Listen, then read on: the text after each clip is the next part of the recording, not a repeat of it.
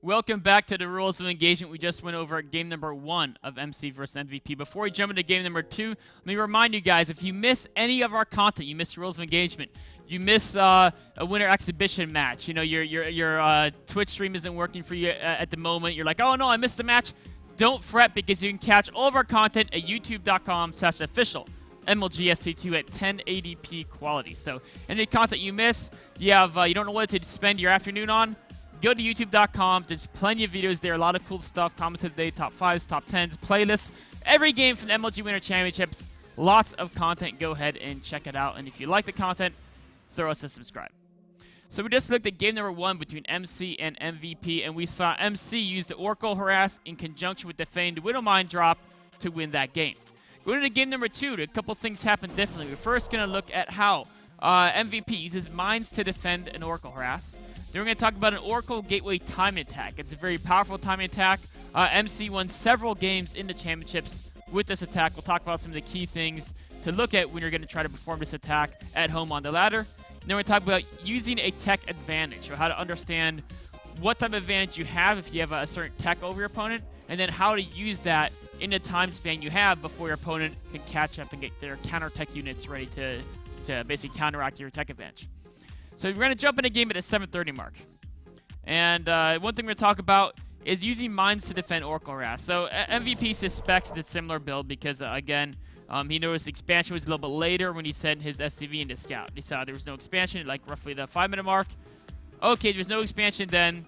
It's some type of tech build. Last game he did Oracles. Seems like Oracles might be what he's doing. So when you place Widow Mines to defend Harass, the things you want to do is you want to either place them at a place they're not going to be expecting it. So, for example, he placed it right this corner. And the reason why they wouldn't expect it, if you're MC and you're sending in, where's that Oracle? If you're sending this Oracle to harass, what could happen is you're going to right-click it over here, and then you're going to head up. And your screen, like, yes, if your screen is where Oracle is, right? If your screen is there, and you notice that little shadow on the ground, if you can notice that, what's going to happen is you're going to not send Oracle over that location. But a lot of great players like MCs have the timing down so well that they'll send the Oracle in, and they'll control on the minimap, and when it gets right up to the Terran base, then they'll jump their screen there, and then they'll be looking out for Widow Mines. But if you place the Widow Mines in front of the Terran base, like or in this location, or in that location right there, if you place them in those spots, your opponent will be less likely to be following the Oracle when it's at that location. You'll be more likely to get that kill. Now, the other way to place those Widow Mines is if we look back at MVP's point of view.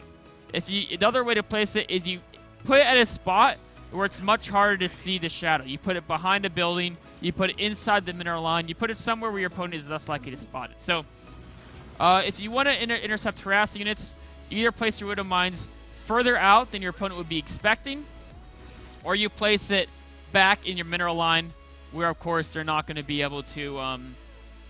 they'll be less likely to see it because there'll be SCVs walking on top of it. There'll be a building shadow covering it up. There'll be all these things that'll make it a little bit harder for your opponent to detect that you're doing this. Of course, MC is MC, so he's never going to run Oracle into Widow Mine ever. But, you know, you're not playing against MC, so those tricks with Widow Mine placement are going to help you out a lot. Not to mention the fact that even if they see it, they avoid it, you're still not losing SCVs. We can see here 2 workers killed from MC. The last game, it was something like 26 or whatever.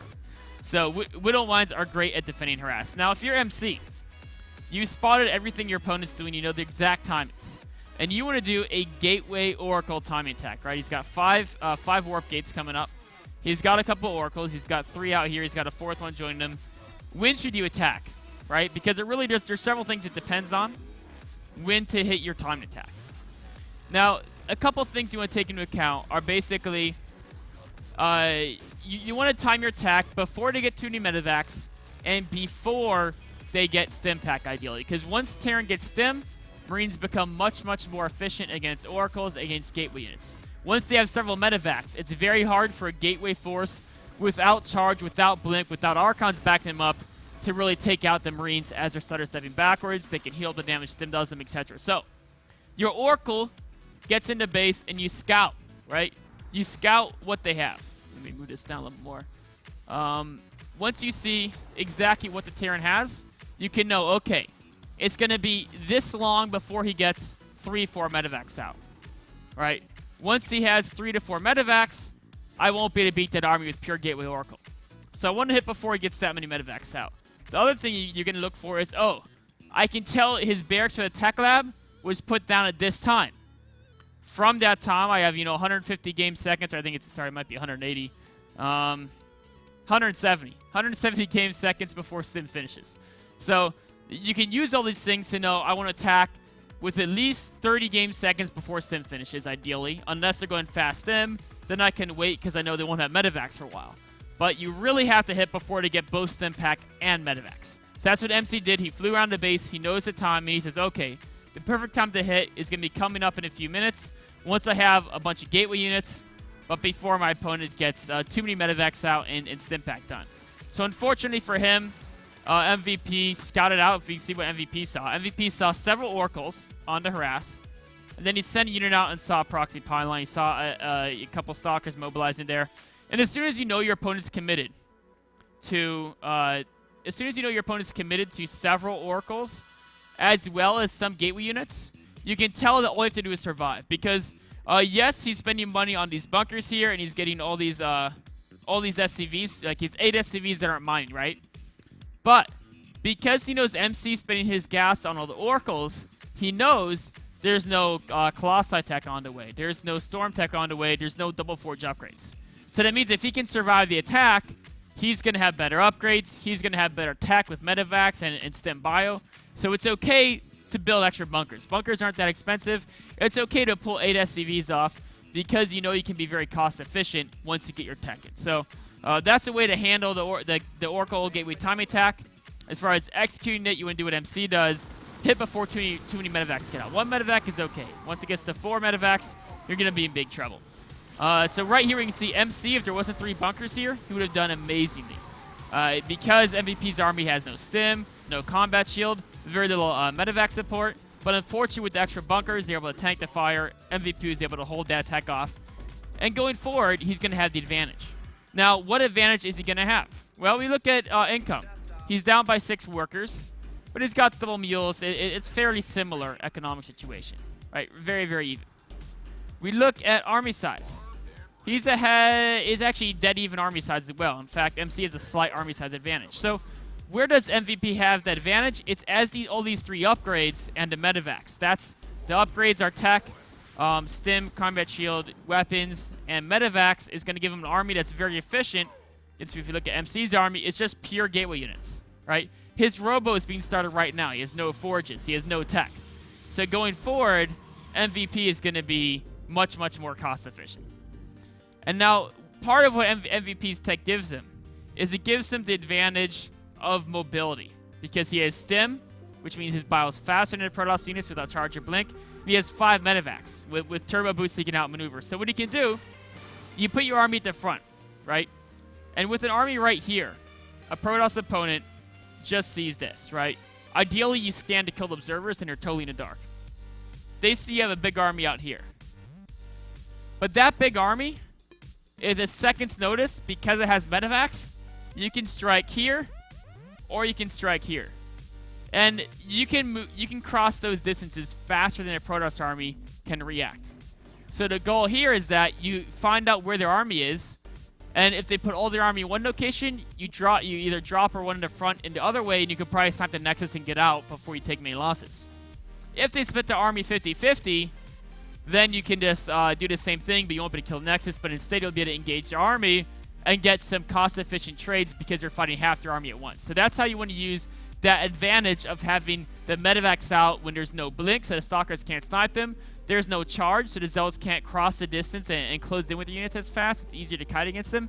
And there's no storms or feedbacks to deal with your medevacs. There's also no Colossi. Well, as soon as they have Colossi, they can hold the front very easily with just sentries and the Colossus, and in the back they can put their stalkers and zealots. So without any of those things, if they just split up their basic gateway army, you can actually just drop on top of the gateway army and be very cost efficient. So going forward, MVP says, you know what?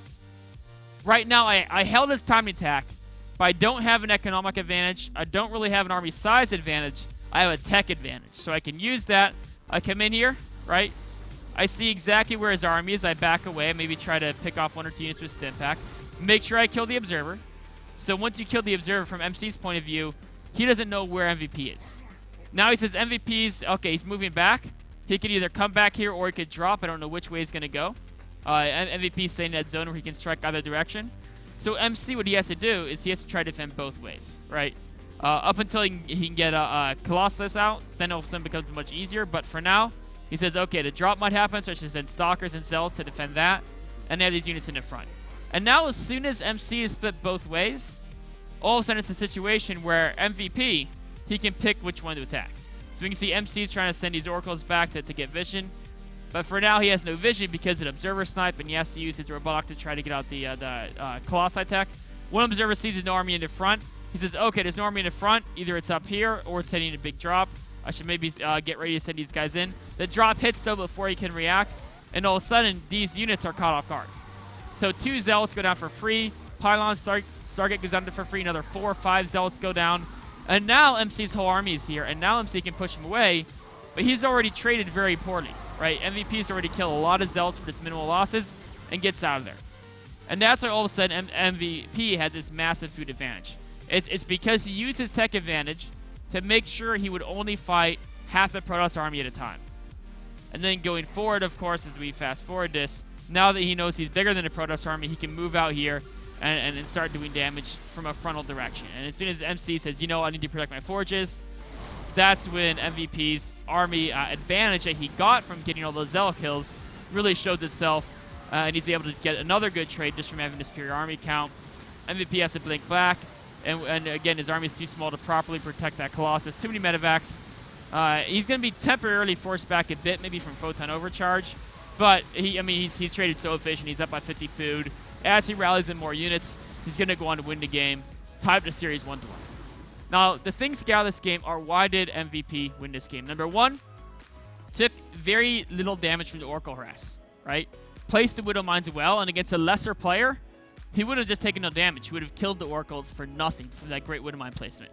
MC, of course, is probably one of the best Oracle users in the game right now in Protoss vs. Terran. So MVP wasn't able to get the kills, but he was able to deny the harass. Number 2, he scouted. He knew there was multiple Oracles. He knew there was a lot of tech shifted MC's way in the Stargate place. So if he could survive, his bio-army would be very strong because there's no charge, there's no AoE.